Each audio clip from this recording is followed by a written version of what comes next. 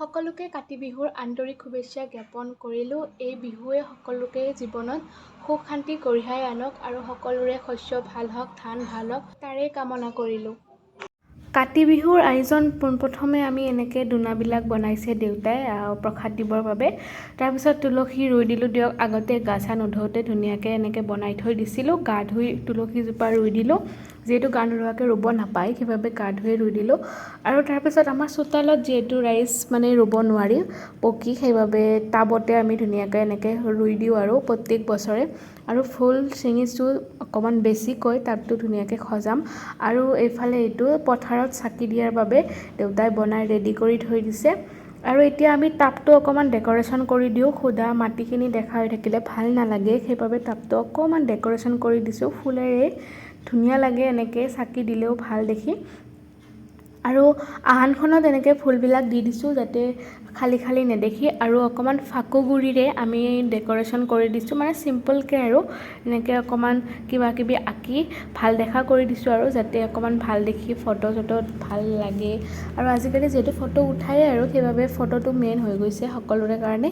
আৰু এতিয়া ৰেডি হৈ গ'ল কমপ্লিট। এনেই চিম্পলকৈ আঁকিছোঁ, কেনেকুৱা লাগিছে কমেণ্ট কৰি জনাব ৰাইজ। আৰু আপোনালোকে ভিডিঅ'টো চাই আছে ছাবস্ক্ৰাইব কৰি দিব, মাজতে কৈ দিলোঁ, আৰু লাইক কমেণ্ট কৰি দিব। আৰু এতিয়া যিহেতু কাতি বিহু অকণমান চিম্পলকৈ ৰেডি হওক, কুৰ্তি এটা পিন্ধিছোঁ শ্বৰ্ট, আৰু তলত এটা প্লাজো পিন্ধিছোঁ, আৰু বৰ বিশেষ নাই একো কৰা। এতিয়া ৰেডি হৈ গ'লোঁ। আৰু এইফালে সন্ধিয়া হৈছে যিহেতু চাকি যোগাৰ কৰিছে, আৰু এই দোনাবিলাকত এনেকৈ যিহেতু কাতি বিহুত মাহৰ গাজি দিব লাগে সেইবাবে ৰেডি কৰিছে। আৰু পথাৰত লৈ যোৱা হ'ব, আৰু ভঁৰাল ঘৰত চবতে দিয়া হ'ব, আৰু য'ত য'ত দিব লাগে এইবিলাক ফল মূল, আৰু ফল মূল বেছিকৈ দিব লাগে কাতি বিহুত সেইবাবে ৰেডি কৰিছে।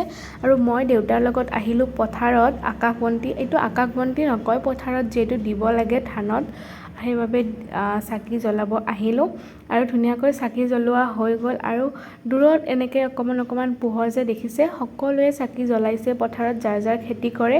আৰু এইবিলাক তলত এনেকৈ ঠগিখন দি দিলোঁ প্ৰসাদখিনি, ঘৰত আহিলোঁ আৰু এয়া ৰেডি হৈ গ'ল কমপ্লিট ধুনীয়াকৈ চাকি তাকি জ্বলাই। আৰু দেখিবলৈ কেনেকুৱা হৈছে ৰাইজ কমেণ্ট কৰি জনাবচোন। আৰু আমি যিখিনি পাৰোঁ কৰিছোঁ, আৰু চিম্পলকৈ কৰিছোঁ দিয়ক, বৰ বেছি ইমান কৰা নাই। আৰু যিহেতু কাতি বিহুত ভাত চুৰ কৰি খোৱাৰ নিয়ম এটা আছে, আৰু মইনো বেলেগত ক'ত যাম, ঘৰতে এনেকৈ নিজৰ ঠগিখনে চুৰ কৰি খাইছোঁ দিয়ক। আৰু নে কি কয়। এইফালে আমাৰ পপি, তাই ধুনীয়াকৈ ৰেডি হৈ আহিছে আমাৰ ঘৰত। আৰু এয়া আকৌ এবাৰ দেখাই দিছোঁ ধুনীয়াকৈ। আৰু আমি ইয়াতে মা লক্ষ্মীৰ ভৰিখনো আঁকি দিছোঁ, ভাল লাগে এনেকৈ আঁকি দিলে। আৰু লক্ষী পূজাও আহি আছে। আৰু এতিয়া আমি চোতালত বহিছোঁ অকণমান, যিহেতু প্ৰসাদ ভাঙিব হোৱা নাই সেইবাবে সকলোৱে ধুনীয়াকৈ বহিছোঁ, প্ৰাৰ্থনা গাই বহি আছোঁ গোটেইবিলাকে। আৰু মই এই চুৰ কৰি অনা ঠগিখন ৰাইজ খাই আছোঁ দিয়ক, মানে ৰবাব টেঙাখিনি ফেভৰেট যে সেইকাৰণে খাই দিছোঁ, আৰু আগে টেষ্টি আছিল। আৰু এইটোৱে আছিল কাতি বিহুৰ স্পেচিয়েল ভিডিঅ'।